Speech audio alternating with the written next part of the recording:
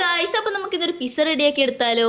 അപ്പോൾ ഇത് ഭയങ്കര കോംപ്ലിക്കേറ്റഡ് ആയിട്ടുള്ളൊരു പിസ്സയൊന്നുമല്ല. നമ്മൾ ഈസി ആയിട്ട് ഈ രാവിലെ ബാക്കി വന്ന ചപ്പാത്തി എല്ലാം കൊണ്ട് ഉണ്ടാക്കുന്ന ഒരു പിസ്സയാണ്. അപ്പോൾ ഫസ്റ്റ് തന്നെ നമ്മളൊരു പാൻ എടുത്തിട്ട് അതിലേക്ക് എണ്ണയും ജീരകവും പിന്നെ നമ്മൾ തക്കാളിയും ഉള്ളിയും ക്യാപ്സിക്കും പിന്നെ പറങ്കിയും എല്ലാം ഇട്ടിട്ട് നമ്മളിതൊന്ന് വഴറ്റിയെടുക്കുന്നുണ്ട്. അതിനുശേഷം നമ്മളിതിലേക്ക് ഉപ്പും മഞ്ഞൾപ്പൊടിയും പിന്നെ പറങ്കിപ്പൊടിയും പിന്നെ കുറച്ച് കുരുമുളക് പൊടിയും കൂടി ഇട്ടിട്ട് ഒന്ന് വഴറ്റിയെടുത്തതിന് ശേഷം നമ്മൾ ഇതിലേക്ക് ആവശ്യത്തിന് വെള്ളം ഒഴിച്ച് കൊടുക്കണം. വെള്ളം ഒഴിക്കുന്നത് നമ്മൾ ഇതൊന്ന് വേവാൻ വേണ്ടിയിട്ടാണ്. അപ്പോൾ ഇത് നല്ലോണം മിക്സ് ചെയ്ത് ഇതൊന്ന് വെന്ത് നല്ല ജ്യൂസി ആയിട്ട് വരുമ്പോൾ അതിലേക്ക് ഒരു സ്പൂൺ ടൊമാറ്റോ സോസും പിന്നെ കുറച്ച് മല്ലിയിലയും കൂടി ഇട്ടിട്ട് നല്ലോണം മിക്സ് ചെയ്തെടുക്കുന്നുണ്ട്. നല്ലോണം മിക്സ് ചെയ്തിട്ട് നമ്മളിതിങ്ങനെ റൗണ്ടിൽ വെച്ച് കൊടുത്തതിന് ശേഷം ഒരു മുട്ട എടുത്ത് നല്ലോണം ബീറ്റ് ചെയ്തിട്ട് ഇതിൻ്റെ മേലേക്കൂടെ നമ്മൾ ഒഴിച്ചു കൊടുക്കുന്നുണ്ട്. ഇത് ഇങ്ങനെ ഒഴിച്ചെടുത്തിട്ട് നമുക്ക് വേണമെങ്കിൽ നമുക്ക് ഈ പനീറോ ചിക്കനോ എന്തെങ്കിലും ഇങ്ങനെ വേവിച്ചിട്ട് ഇതിൻ്റെ മേലേക്കൂടെ വെച്ച് കൊടുക്കാം. നല്ല ടേസ്റ്റാണ്. അതിന് ശേഷം നമുക്ക് കുറച്ചും കൂടി മല്ലിയില ഇട്ട് കൊടുക്കണം.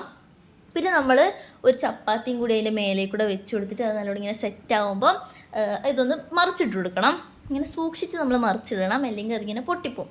അപ്പം കാണാനൊരു രസം ഉണ്ടാവില്ല. അപ്പം നല്ല സൂക്ഷിച്ച് ഇട്ട് കൊടുക്കണം. പിന്നെ നമ്മൾ ആവശ്യത്തിന് മയോനൈസ് ഇടുന്നുണ്ട്. അത് ഓപ്ഷനല്ലാന്ന് വേണമെങ്കിൽ മാത്രം ഇട്ടാൽ മതി.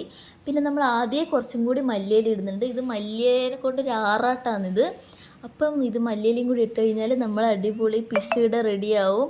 അപ്പോൾ എന്തായാലും ഒന്ന് ട്രൈ ചെയ്ത് നോക്കണം. നല്ല ടേസ്റ്റ് ഉണ്ട്, അതിന് ഈസിയാണ്. അപ്പോൾ നമ്മളിങ്ങനെ ഒരു 4 നല്ല ഭംഗിയിൽ മുറിച്ചെടുത്ത് കഴിച്ചാൽ അടിപൊളിയാണ്.